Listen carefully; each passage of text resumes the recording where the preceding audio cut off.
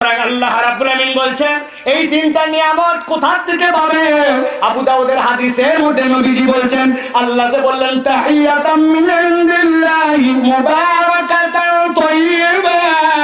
কোন একটা ব্যক্তি যখন নিজের পরিবারের কাছে ফেরত আসার পরে আল্লাহর এই হুকুমটা বাস্তবায়ন করে সালাম দিয়ে বাড়িতে প্রবেশ করার অভ্যাস নিয়মিত করে ফেলবে, আমার আল্লাহ ওই পরিবারটার মধ্যে এই সুখের তিনটা জিনিস ঢুকানোর কার্যক্রম শুরু করে দিবে। নবীজি সাল্লাল্লাহু আলাইহি সাল্লাম একদিন এক সাহাবীর বাড়িতে গেলেন। আসসালামু আলাইকুম, উত্তর নাই। আসসালামু আলাইকুম, উত্তর নাই। আসসালামু আলাইকুম তিনবার সালাম দিয়ে আল্লাহর নবী রওনা হয়ে গেছেন ফেরত মসজিদে নববীর দিকে আবার চলে যান। হঠাৎ করে সাহাবী বাড়ি থেকে বেরিয়ে আসছে, ওয়ালাইকুমুস সালাম ইয়া রাসূলুল্লাহ ইয়া হাবিবাল্লাহ। নবীজি বললেন, আমি আগেও দুইবার সালাম দিলাম, বাড়িতেই ছিলে তুমি, তাইলে সালামের উত্তর দিলে না কেন? সাহাবী বলতেন, ইয়া রাসূলুল্লাহ আপনার দুইটা জিনিস জানি। হাদিসের ভাষাটা এরকম না, কিন্তু সাহাবীরা জানতেন আল্লাহর নবী মসজিদে নববীর থেকে দূরে ওই যে কুবা পল্লীতে যখন ছিলেন, যখন মসজিদে নববী বানানো হয় নাই, যোহরের নামাজে আল্লাহর নবী একদিন দাঁড়ায় গেছেন সাহাবীদেরকে নিয়ে। 2 রাকাত নামাজ শেষ হয়ে গেছে, হঠাৎ করে আল্লাহর নবী সাল্লাল্লাহু আলাইহি সাল্লাম উল্টা দিক ঘুরে গেছেন। উল্টা দিক ঘুরে সকল সাহাবীদেরকে ভেদ করে আল্লাহর নবী সামনে। সাহাবীরা অবাক, আরে ইমাম দাঁড়ায় সামনে, নবীজি সবগুলারে টেক্কা দিয়ে সামনে গেছেন কেন? সামনে যাওয়ার পরে নবীজি ঘুরে গেলেন, পিছনের কাতারে সাহাবীরা উল্টা দিক হয়ে গেলেন, তারপরের কাতার উল্টা, সামনের কাতারটা পিছনে চলে গেল। আল্লাহর নবী 2 রাকাত নামাজ পড়ে সালাম ফিরালেন, আসসালামু আলাইকুম ওয়া রাহমাতুল্লাহ, আসসালামু আলাইকুম ওয়া রাহমাতুল্লাহ। সাহাবীরা নবীজির মুখের দিকে তাকায় আছে, এ কি আশ্চর্য ব্যাপার! শুরু করলেন এই দিক, শেষ করলেন এদিক। নবীজি বললেন, তোমরা আশ্চর্য হয়েছ, আমি নিজে নিজে কিছুই করি নাই, আমার আল্লাহ আমার প্রতি ওহী করেছে। কি ওহী, কেন ওহী? নবীজি বললেন, দেখো আমি আমার কাবাকে পছন্দ করি, এই জন্য মক্কায় যখন থাকতাম কাবার চারদিকে নামাজ পড়া যায়, কিন্তু কিবলা আমার ছিল বাইতুল মুকাদ্দাস। আল্লাহর নবী মক্কায় থাকা অবস্থাতে এইটা খানায় কাবা, সামনের দিকে বাইতুল মুকাদ্দাস, চারিদিকেই নামাজ পড়া যায়। আল্লাহর নবী বুদ্ধি করে এই পাশে দাঁড়াইতেন যাতে করে সামনে খানায় কাবাও থাকে, আবার সামনের দিকে বাইতুল মুকাদ্দাসও পাওয়া যায়। কিন্তু মদিনায় আসার পরে বাইতুল মুকাদ্দাস এই দিকে আর খানায় কাবা এদিকে, নামাজ তো আর খানায় কাবা আর বাইতুল মুকাদ্দাসকে সামনে রেখে পড়া যায় না। সাহাবীদেরকে কোনোদিন বলেন নাই, হাত তুলে কোনোদিন দোয়া করেন নাই, ঠোঁট দিয়ে কোনোদিন উচ্চারণ করেন নাই, কিন্তু অন্তরে একটু একটু কামনা করতেন। আমার আল্লাহ বলছেন, ইয়া রাসূলুল্লাহ জিবরাইল আমিন আপনার কাছে আসছে, আয়াত নে কি আয়াত? কদ নারা তাকাল্লুবা ওয়াজহিকা ফিস সামা।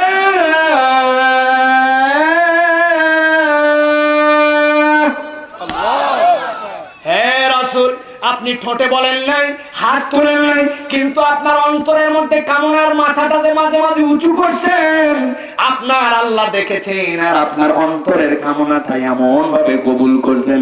ইয়া রাসূলুল্লাহ আপনাকে আমি মক্কার দিকে মুখ ফিরাতে বলি নাই, আমি আল্লাহ বলছি আপনাকে ভালোবেসে। রাসূল আপনি যেই দিকে ইচ্ছা ওই দিকে মুখ ফিরান, আপনি যেদিকে মুখ ফিরাবেন আমি আল্লাহ ওই দিকটাকে আপনার জন্য কিবলা বানায়া দিব। সুবহানাল্লাহ। অন্তরের মধ্যে কামনা আল্লাহ কবুল করে নাই নবীর দোয়া, আর মুখে তার তো কথাই নাই। আবু হুরায়রা এসে বলছে, ইয়া রাসূলুল্লাহ দেখেন পিঠের দিকে তাকায় দেখেন, কি রে পিঠ কালো কালো সব সব দাগ। ইয়া রাসূলুল্লাহ আমার আম্মা মেরে আমাকে এরকম করছে, বিচার নিয়ে আসছো আমার কাছে, যাও, বাপ মায়ের নামে কোনো বিচার চলে না, যাও।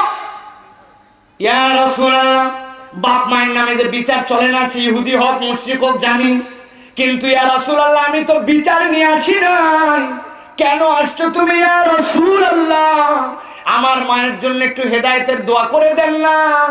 আল্লাহ নবী দোয়া করে দিয়েছেন, আল্লাহ আবু হুরায়রার মাকে হেদায়েত দিয়ে দাও। আবু হুরায়রা কথাটা নবীর মুখ থেকে বাড়াতে দেরি করে নাই, নম্র সম্র মানুষ, দৌড় তীরের মতো দৌড়ান। সাহাবীরা ডাক দেয়, আবু হুরায়রা দাঁড়াও দাঁড়াও, ব্যাপারটা কি? আবু হুরায়রা তো ভদ্র মানুষ, নম্র মানুষ, এত জোরে যায় কেন? পরে কথা বলবো। দরজায় যায় ডেকেছে, ভিতর থেকে মা বলে, আবু হুরায়রা দাঁড়া বাপ। শুনে আবু হুরায়রা বলছে, পিটন দিয়ে বিদায় করানোর সময় টন, আর এই টনের মধ্যে আসমান জমিন পার্থক্য বুঝে ফেলছে আমি। আল্লাহু আকবার।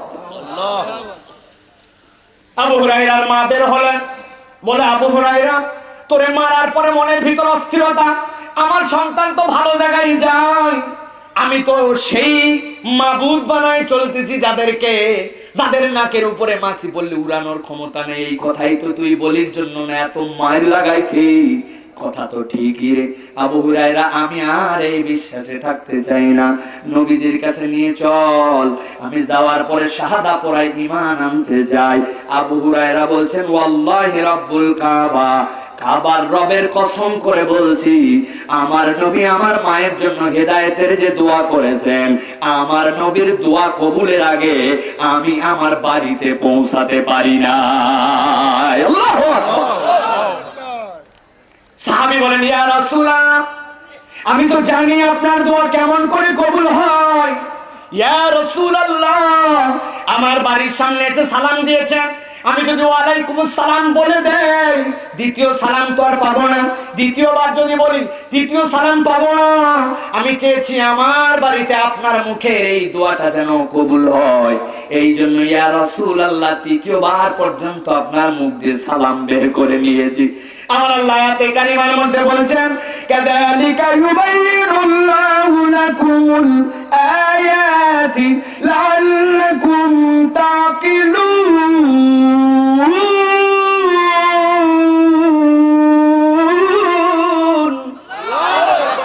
ও দুনিয়ার মানুষ, কাযালিকা ইউবাইয়িনুল্লাহু লাকুমুল আয়াত, আমি আল্লাহ তো এভাবেই তোমাদের জন্য আয়াতগুলো বর্ণনা করে দেই, লাআল্লাকুম তাকিলুন, যদি তোমাদের আকল থাকে।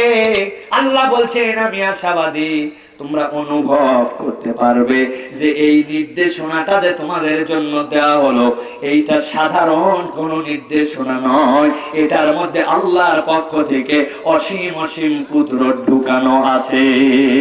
সুবহানাল্লাহ। তাহলে জবানের 1 নম্বর হক, নিজেদের পরিবারের কাছে যখন আসবো বাড়িতে আগে সালাম দেওয়া, ঠিক কি না? পারবো আমরা? আমরা ছাত্র ওস্তাদকে সালাম দেয়, ওস্তাদ ছাত্রকে দেয়, ছোট বড়কে দেয়, এমপি সাহেবকে যারা সাধারণ লোকজন দেয়, এমপি সাহেবও দেয়, সব জায়গায় চলে, কিন্তু আমরা পরিবারের কাছে গেলে সালাম দেই না। অনেকেই চিন্তা করে বউরে সালাম দেবো, এটা মান সম্মানের ব্যাপার না? আমাদের বগুড়ার লোকের একটা লজ্জা আছে না, লজ্জা শরমের মাথা খায় বউয়ের সালাম দেওয়া যায় নাকি? হুজুররাও দেয় না অনেক সময়, ঠিক না প্রিয় ভাইরা? না, এখন আপনার কোনো লজ্জার কারবার নাই, জ্বালাও আছে। আজকের ওয়াজ শুনে যায় যদি মুরব্বীরা বাড়িতে প্রথমেই সালাম দেয়, আসসালামু আলাইকুম, বাড়ির ভিতর থেকে বলবো, তুমি কি আলগা বাড়িতে এসছো নাকি?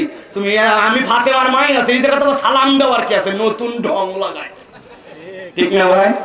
মানে আমরা পরিবারে সালাম দিতে হবে কোনো প্র্যাকটিসই আমাদের মধ্যে নাই।